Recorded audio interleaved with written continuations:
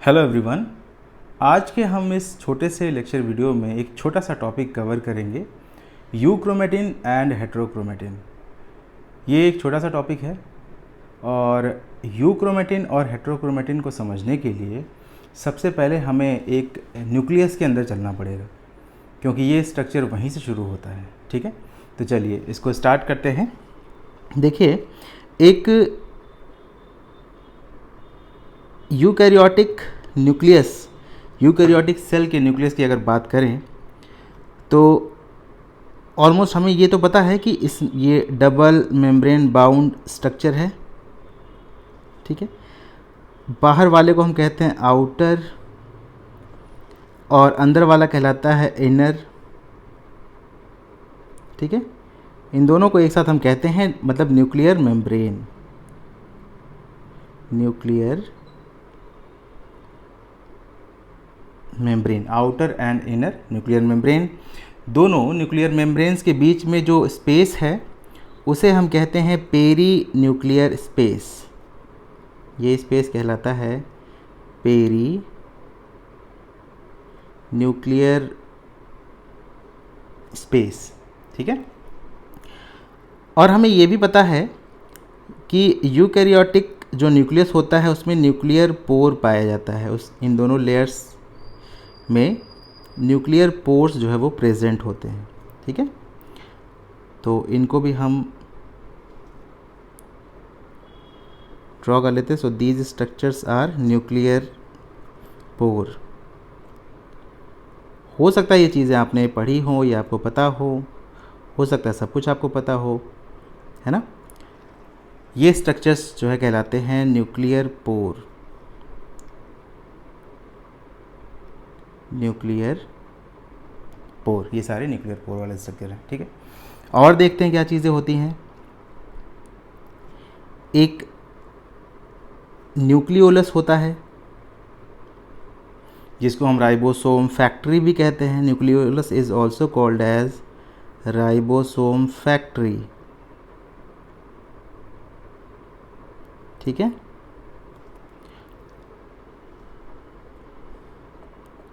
और इस तरह से एक नेट के जैसा काफ़ी ज़्यादा डेंस नेट लाइक या जाल के जैसा अगर हिंदी में आप कहेंगे स्ट्रक्चर होता है, इसे हम कहते हैं chromatin network. This is called as chromatin network. ठीक है, गर्मी बहुत ज़्यादा है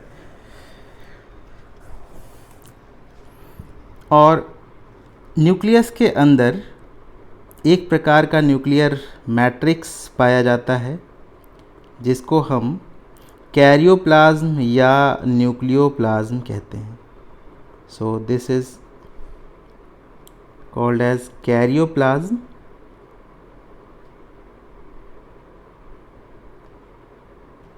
या आप इसको न्यूक्लियोप्लाज्म कहते हैं, न्यूक्लियोप्लाज्म। और ये जो सेंटर में है, ये इसको मैंने बताया था, दिस इज न्यूक्लियोलस। तो बाकी चीज़ों से हमें कोई मतलब नहीं है यूक्रोमेटिन और हेट्रोक्रोमेटिन को समझने के लिए हम क्रोमेटिन नेटवर्क की बात करते हैं। तो अगर इस क्रोमेटिन नेटवर्क के थ्रेड को मैं बाहर निकाल लूँ इस तरह से, तो इस तरह से देखने पे ये कुछ ऐसे दिखाई देगा। और इवेंचुअली जब ये क्रोमेटिन कंडेंस्ड होता है सेल डिवीज़न में जाने से पहले, तो आपको पता होगा ये इस तरह का स्ट्रक्चर फॉर्म करता है जिसको हम कहते हैं क्रोमोसोम। ठीक है, क्रोमेटिन ही वास्तव में कंडेंस्ड होकर एक स्ट्रक्चर फॉर्म करता है जिसे हम कहते हैं क्रोमोसोम। क्रोमोसोम पे बेसिकली डीएनए कंडेंस्ड फॉर्म में अरेंज रहता है। तो ये तो सारी बातें होंगी, क्रोमोसोम की बात हम बाद में करेंगे। ठीक है, सो दिस इज अ क्रोमोसोम। जब वही क्रोमेटिन कंडेंस्ड हो गया तो इट फॉर्म्स क्रोमोसोम। ठीक है, अब थोड़ा सा पहले आइए, ये जो क्रोमैटिन नेटवर्क है ये इस तरह से, इसमें कुछ प्रोटीन्स पाए जाते हैं या कुछ प्रोटीन्स की हेल्प से ये इस तरह से रैप्ड होता है। जैसे प्रोटीन, मान लीजिए ये एक धागे की नलकी है, धागा कंपैक्टली पूरी तरह से ये टाइटली इसको आपने लपेट दिया चारों तरफ, तो जो नलकी है दैट इज़ प्रोटीन, जिसका नाम आपने सुना भी होगा। इसको हम कहते हैं, इन्हें हम कहते हैं हिस्टोन प्रोटीन्स, हिस्टोन प्रोटीन्स। इन हिस्टोन प्रोटीन्स के अराउंड जो डीएनए है वो कंपैक्टली पूरी तरह से रैप्ड रहता है। DNA is wrapped around this histone proteins, और हिस्टोन जिस पे डीएनए रैप्ड है उसको हम कहते हैं न्यूक्लियोसोम। तो हिस्टोन जिस पे डीएनए रैप्ड है, डीएनए रैप्ड, ठीक है, तो इन दोनों को मिला के हम कहते हैं न्यूक्लियोसोम। तो आज हम इसकी बात भी नहीं करेंगे, हिस्टोन प्रोटीन्स को हम अलग लेक्चर में पढ़ेंगे, कैसे पैकेजिंग होती है डीएनए की, ठीक है। क्रोमोसोम को भी हम अलग लेक्चर में पढ़ेंगे। आज हम सिर्फ यूक्रोमैटिन और हेट्रोक्रोमैटिन को समझने वाले हैं। इनको समझने के लिए आपको ये चीज़ें जाननी ज़रूरी है, इसलिए थोड़ा सा मैंने एक्सटेंड किया है, ठीक है। अब देखिए, क्रोमैटिन को आपने बाहर निकाल लिया, ठीक है, क्रोमैटिन बाहर आ गया, ये क्रोमैटिन ही है। और अब इस क्रोमैटिन के दो रीजन्स हो जाते हैं, ठीक है। एक ये जो लूज या ऑलमोस्ट कह सकते हैं फ्री पार्ट है, इसी को हम कहते हैं यू क्रोमैटिन, यू क्रोमैटिन। और जो हिस्टोन प्रोटीन में रैप्ड डीएनए वाला पार्ट है, इन्हीं में जो रीजन्स बनते हैं उनको हम कहते हैं हेट्रोक्रोमैटिन। तो क्रोमैटिन में ही दो प्रकार के रीजन्स बनते हैं, यूक्रोमैटिन एंड हेट्रोक्रोमैटिन। तो दिस इज हेट्रोक्रोमैटिन,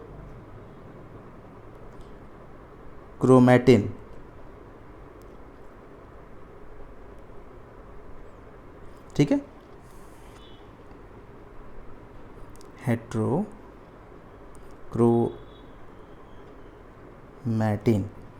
मतलब क्या कि क्रोमैटिन नेटवर्क के में दो रीजन्स हो गए, एक जो लूजली अरेंज्ड है वो वाला रीजन, ठीक है, तो वो यूक्रोमैटिन का हो गया, और एक जो हिस्टोन्स के पास रैप्ड है डीएनए, वो हेट्रोक्रोमैटिन का रीजन फॉर्म करता है। इतनी बात समझ में आ गई। अब देखिए, प्रोटीन्स यानी कि हिस्टोन प्रोटीन्स की ज़रूरत क्यों पड़ती है, क्योंकि डीएनए का जो थ्रेड है वो बहुत बड़ा होता है, अप्रॉक्सीमेटली आप इसको 2 मीटर समझ सकते हैं, हमने पढ़ा भी होगा। इतने बड़े डीएनए को एक छोटे से न्यूक्लियस, सेल के छोटे से न्यूक्लियस के अंदर रैप करना बहुत ही टफ वर्क है। तो इसको रैप करना, उसको पैकिंग करने के लिए इन प्रोटीन्स की आवश्यकता पड़ती है, ठीक है। तो अगर हम एक बात और ध्यान दें इस प्रकार से, तो हम ये भी समझ सकते हैं, डीएनए है, इसको हिस्टोन प्रोटीन्स की हेल्प से या हिस्टोन्स की हेल्प से इनको रैप किया गया न्यूक्लियस के अंदर, जो स्ट्रक्चर फॉर्म करता है, यानी कि हिस्टोन जिसके ऊपर डीएनए रैप्ड है वो स्ट्रक्चर फॉर्म करेगा न्यूक्लियोसोम का,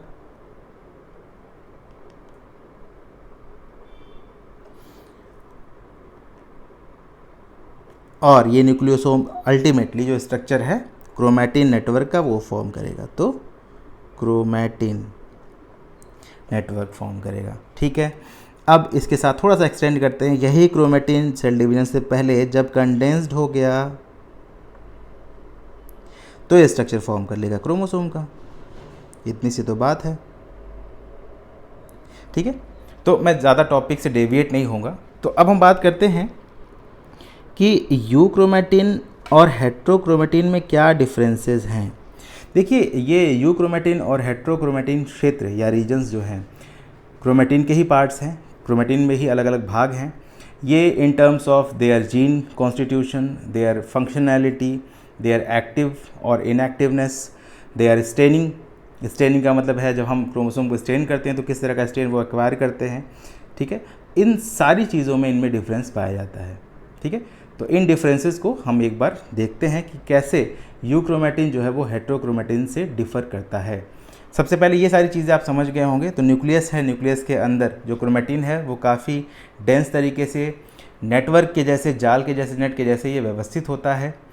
जब सेल डिवीजन की शुरुआत होनी होती है उससे जस्ट पहले इसी क्रोमेटिन का कंडेंसेशन होता है। कंडेंस्ड होकर ये क्रोमोसोम का स्ट्रक्चर फॉर्म करता है। क्रोमेटिन के अंदर डीएनए को पैक रखने के लिए हिस्टोन प्रोटीन्स पाए जाते हैं जो अपने चारों तरफ डीएनए को रैप करते हैं, ठीक है, और उसको हम एक न्यूक्लियोसोम कहते हैं, ठीक है। और न्यूक्लियोसोम के पास जो डीएनए रैप्ड है वो हेट्रोक्रोमेटिन का पार्ट बनाता है, और जो फ्री है या लूजली अरेंज्ड है क्रोमेटिन का पार्ट वो यूक्रोमेटिन का पार्ट बनाता है, ठीक है। अब हम बात करते हैं कि what are the differences between euchromatin and heterochromatin. तो एक साइड में हम लिख लेते हैं यूक्रोमेटिन,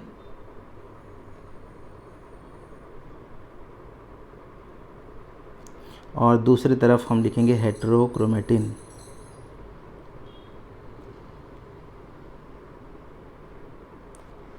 ठीक है ये दोनों क्रोमेटिन के ही पार्ट, ठीक है।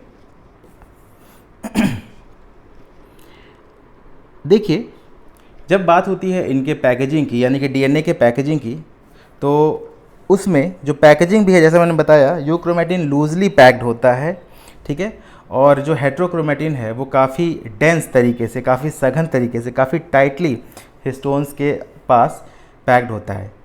जैसा मैंने एग्जांपल बताया कि धागे की एक नलकी ले लीजिए और धागे को खूब टाइट तरीके से उस पर रैप कर दीजिए, बांध दीजिए, ठीक है ना, तो उस तरह से। तो अगर इन टर्म्स ऑफ पैकेजिंग की हम बात करेंगे तो जो यूक्रोमेटिन है ये लूजली पैक्ड होता है, लूजली पैक्ड या लूज पैकेजिंग। हेट्रोक्रोमेटिन बहुत ही टाइटली पैक्ड होता है, इट इज टाइटली पैक्ड, या आप इसको कह सकते हैं डेंस तरीके से, सघन तरीके से पैकिंग होती है, इसकी पैकेजिंग होती है, ठीक है। फिर यूक्रोमेटिन जब हम स्टेन करते हैं ना, स्टेन या बैंडिंग टेक्निक भी होती है क्रोमोसोम्स को स्टडी करने के लिए, क्रोमोसोम को स्टेन करते हैं। बैंडिंग में अलग अलग फ्लोरोसेंट डाई यूज़ करते हैं। स्टेन के लिए हम कोई भी स्टेन, एक एसिटोकार्बोनिल स्टेन होता है, उसको यूज़ करते हैं। ये मैं बताऊंगा आगे जब हम इसको क्रोमोसोम को स्टडी करने की टेक्निक्स पढ़ेंगे तो, ठीक है। तो जब हम स्टेन करते हैं इसको ना, तो यूक्रोमेटिन जो है वो लाइट स्टेन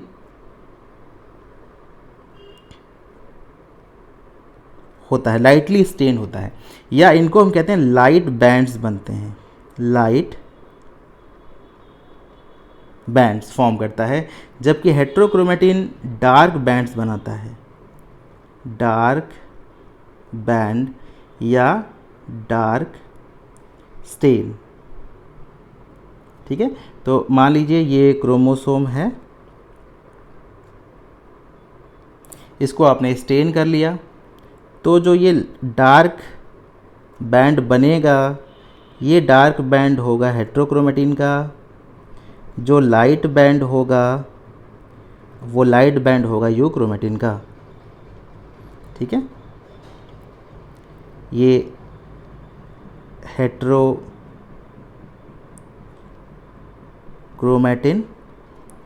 और ये लाइट वाले बैंड जो है euchromatin,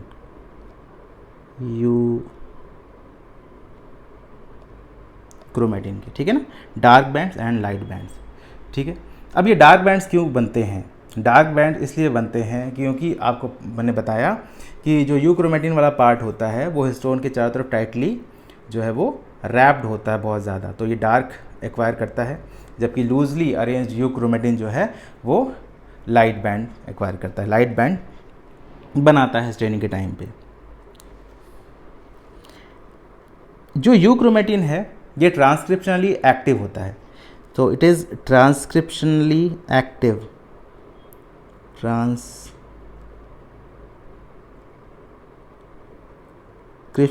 it is highly active.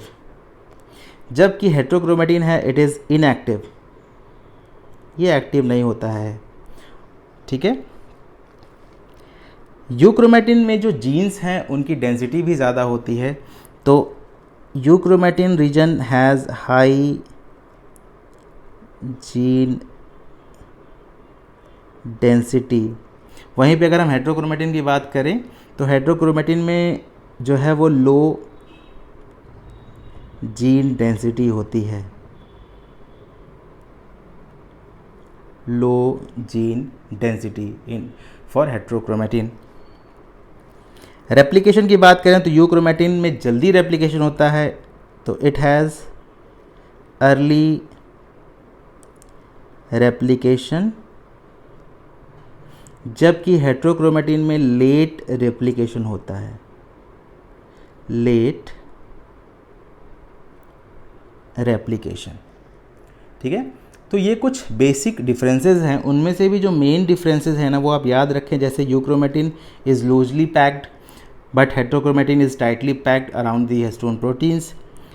Euchromatin acquires light stain during, जब हम स्टेन करते हैं या इसको बैंडिंग पैटर्न हम इसका देखते हैं तो यूक्रोमेटिन लाइट स्टेन को एक्वायर करता है, जबकि जितना भी हेट्रोक्रोमेटिक रीजन है वो डार्क स्टेन लेता है।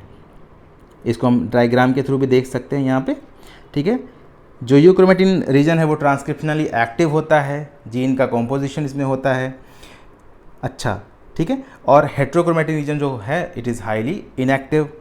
जो यूक्रोमेटिन है it has high gene density but heterochromatin में लो जीन डेंसिटी है। मतलब ये है कि हेट्रोक्रोमेटिन जो है इट हैज़ लो डेंसिटी का मतलब ये जो रेपिटेटिव सीक्वेंसेस होते हैं, ठीक है, तो वो ऐसे जीन्स बहुत ज़्यादा यूज़फुल नहीं होते हैं।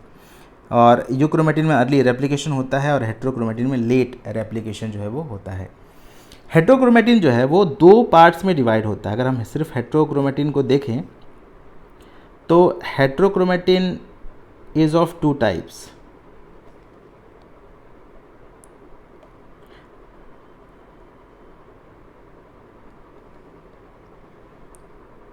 इनको थोड़ा सा मिनिमाइज करते हैं इसी पेज पे।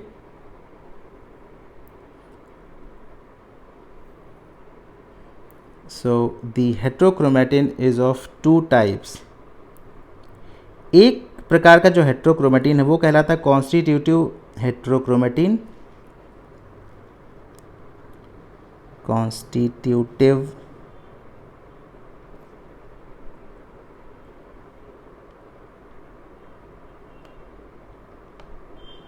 और दूसरा कहलाता है फैकल्टेटिव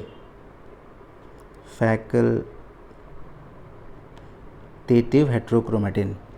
ठीक है, जो कॉन्स्टिट्यूटिव हेट्रोक्रोमेटिन है ये परमानेंटली कंडेंस्ड होता है और ऑलवेज इनएक्टिव होता है। इट इज़ परमानेंटली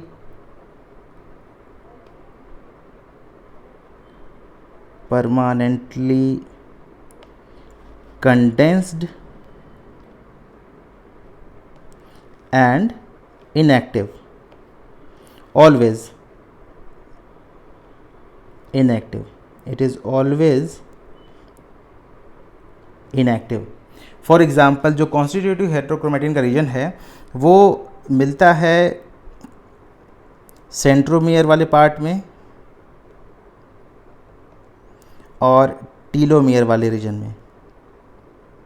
ठीक है, आपने डायग्राम में भी देखा होगा जब मैंने स्टेन बनाया तो यहाँ पे जो सेंट्रोमियर के पास वाला पार्ट है वो डार्क स्टेन है और टीलोमियर वाला जो रीजन है वो डार्क स्टेन है। तो इसका मतलब ये भी है कि सेंट्रोमियर के पार्ट में और टीलोमियर के पार्ट में जो रीजन होगा वो हेट्रोक्रोमेटिन का रीजन होगा। ठीक है, और वो कौन सा हेट्रोक्रोमेटिन होगा, वो कॉन्स्टिट्यूटिव होगा। फैकल्टेटिव हेट्रोक्रोमेटिन जो है ये टेम्परेरली इनएक्टिव होता है। It is temporarily inactive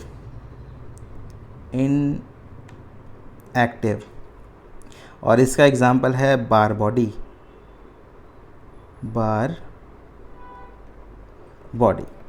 bar bodies देखिए होते क्या है कि जो फीमेल मैमल होती है, अब हमको पता है कि जो फीमेल सेक्स क्रोमोसोम्स होते हैं, मतलब फीमेल के सेक्स को एक्सप्रेस करने के लिए दो XX क्रोमोसोम्स होते हैं। उनमें से जो एक X है वो डेवलप हो जाता है बार बॉडी में। ठीक है, तो फैकल्टेटिव हेट्रोक्रोमेटिन का एक एग्जाम्पल बार बॉडी भी है। तो इस तरह से हम यूक्रोमेटिन और हेट्रोक्रोमेटिन को डिफ्रेंशिएट कर सकते हैं। बेसिक चीज़ें वो आपको याद रखनी होंगी। यूक्रोमेटिन जो है ये लूजली पैक्ड होता है, हेट्रोक्रोमेटिन टाइटली पैक्ड होता है। Euchromatin is always light stain या लाइट बैंड्स का फॉर्मेशन होता है जब हम क्रोमोसोम को स्टेन करते हैं। जो हेट्रोक्रोमेटिन है ये डार्क स्टेन लेता है या डार्क बैंड्स का फॉर्मेशन होता है। Euchromatin is transcriptionally active, heterochromatin inactive होता है। और यूक्रोमेटिन में जो जीन्स हैं, जीन्स की अच्छी खासी डेंसिटी होती है, ठीक है। बट हेट्रोक्रोमेटिन में जो जीन की डेंसिटी होती है लो होती है। इसका मतलब ये है कि रेपिटेटिव सीक्वेंसेस जो है हेट्रोक्रोमेटिन रीजन में पाए जाते हैं जीन्स के, जो बहुत ज़्यादा हेल्पफुल नहीं होते, ठीक है। तो इस तरह से आज का ये टॉपिक था। आशा करता हूँ ये आपको समझ में आया होगा। इन केस अगर आपको कोई भी कन्फ्यूजन रह गया है तो आप कमेंट सेक्शन में कमेंट कर सकते हैं, और आपके पास अगर कोई टॉपिक सिलेक्शन है, कोई टॉपिक का सजेशन है, तो भी आप इसको कमेंट कर सकते हैं। Thank you so much for being with Nature's Academy. Thank you.